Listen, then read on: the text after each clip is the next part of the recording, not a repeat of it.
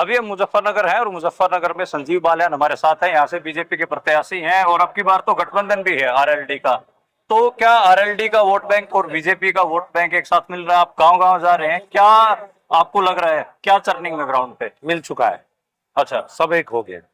गांव के गांव ऐसे हैं कि जहाँ कोई नहीं बचा हो। हम्म। ये गठबंधन बड़ा दिल्ली में था, फिर मुजफ्फरनगर पहुंचा और अब मुजफ्फरनगर लोकसभा के हर गांव में पहुंच चुका। लेकिन एक बात ये भी है कि 10 साल आप सरकार में रहे हैं तो एंटी इनकम्बेंसी भी होती है, लोगों में खिलाफत भी होती है, विरोध भी होता है।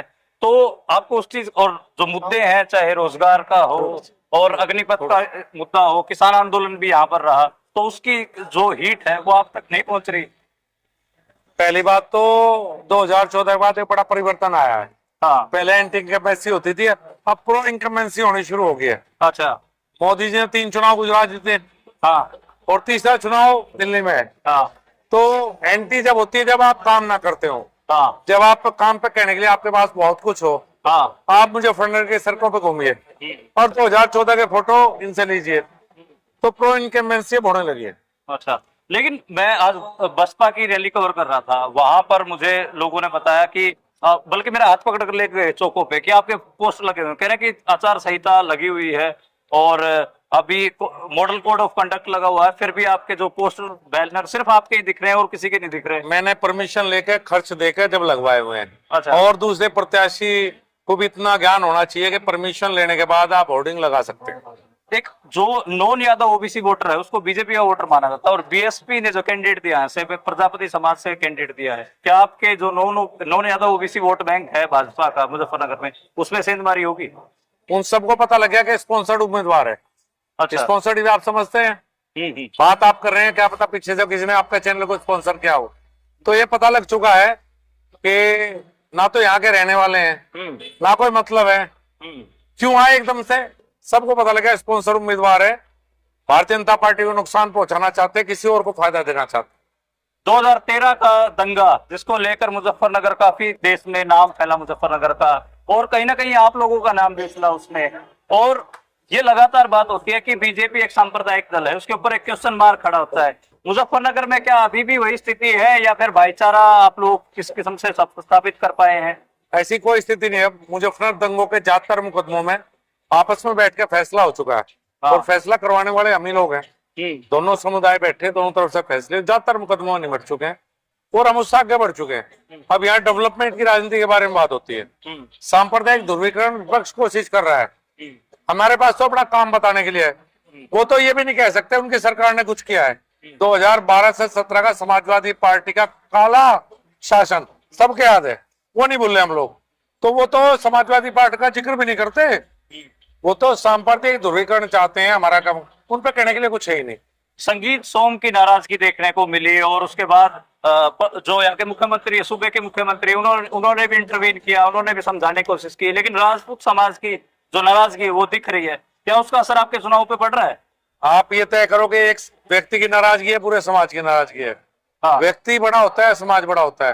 अब आप कहने लगे पुनिया साहब कि पूरे हरियाणा से मैं आया हूँ, मैं इस समाज का हूँ। हाँ। और मैंने तो पुराना तो शायद नहीं होगा। व्यक्ति नाराज है, पार्टी सिस्टम की बात है, पार्टी ने बात की है, सब चीजें ठीक हो जाएंगे, लेकिन व्यक्ति नाराज हो सकता है, समाज कभी किससे नाराज नहीं होता। बात हो रही है आपकी, उनसे बात हुई है? हाँ हुई है। अच्छा, सब ठीक है? अभी हो जाएगा, ठीक हो जाएगा। एक आखिरी सवाल, किसान आंदोलन, अग्निपथ और पहलवान आंदोलन, ये 3 आंदोलन बड़े आंदोलन रहे हरियाणा, पंजाब और वेस्टर्न उत्तर प्रदेश, राजस्थान। इसमें जो खासकर खेती किसानी के जो लोग हैं, जो फौज में जाते थे बच्चे, या फिर आपके लिए किसान आंदोलन जो एमएसपी की डिमांड भी है, उसका आंदोलन भी चला हुआ अभी, और पहलवान बेटियों का जो आंदोलन, उसकी आंच से आप कैसे बच जाएंगे, ये आप बताइए। ये किस एमएसपी का जो मुद्दा हमारे यहाँ तो है नहीं। हमारे यहाँ तो गन्ना पैदा होता है, उसकी एफआरपी होती है। वो तो हम आप लोगों के लाड़ में कूद रहे थे। अच्छा। किसान आंदोलन में भावनात्मक बात थी, सबके मन में थी, वो चाहे हरियाणा हो, पश्चिम उत्तर प्रदेश हो, लेकिन जिस तरह के जो एक्शन हुआ सरकार का, मुझे लगता है उससे सब लोग संतुष्ट हैं जो सरकार की उसमें भूमिका रही। और अब ये मुद्दे नहीं, अब तो ये मुद्दा है कि देश को कौन बेहतर चलाएगा।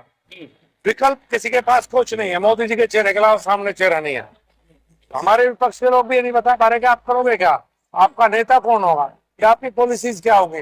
तो सब समझ चुके हैं कि मोदी जी के अलावा कोई विकल्प नहीं है। मोदी जी देश को बेहतर दिशा में लेकर जा रहे हैं। हमारे यहाँ 4 घंटे बिजली आती थी दोस्त, जब मैं सांसद रहा। आज 18 घंटे, 19 घंटे, 20 घंटे बिजली गाँव में। इस शहर में इन्वर्टर नहीं है किसी के घर पे, नहीं तो 2-2, 3-3 इन्वर्टर थे। सड़कें देखिए आप, हमारी जो डेवलपमेंट आया है ये भारतीय जनता पार्टी सरकार बनने के बाद है। और ये सब शांति, जिसे क्राइम कैपिटल कहा जाता था, आज आप रात के 12 बजे घूमे। हरियाणा से अच्छी कानून व्यवस्था आज मुजफ्फरनगर की है। मैं वहां पढ़ा हूँ। हमें क्या कहते थे मुझे पता है, अब वही आपको कहते हैं कि यूपी से बदमाश आगे नु क्या करते। अच्छा, अब हम क्या हरियाणा से आगे, क्या काम हो गया है। अच्छा, पिछली बार जो जीत का मार्जिन था वो बहुत कम था, 6,000 का था। क्या उस मार्जिन को आपकी बार आप संभाल पाएंगे? कहीं वो मार्जिन उल्टा ना हो जाए, ऐसा तो नहीं है? आप जिस रैली से आए हैं वो पिछली बार उनके साथ थे। अच्छा। उनका एक वोट बैंक है, आज आपने भी देखा होगा, अभी भी है। वो अलग लड़ रहे हैं। राष्ट्रीय लोकदल हमारे सामने लड़ता रहा 12 साल से। अब राष्ट्रीय लोकदल हम लड़ रहे हैं जी। तो समीकरण आप समझ सकते हैं और सोच आप समझ सकते हैं। तो मुझे नहीं लगता बहुत बड़ा गैप है, कोई भर नहीं पाएगा। जी, शुक्रिया, शुक्रिया, धन्यवाद पुनिया साहब।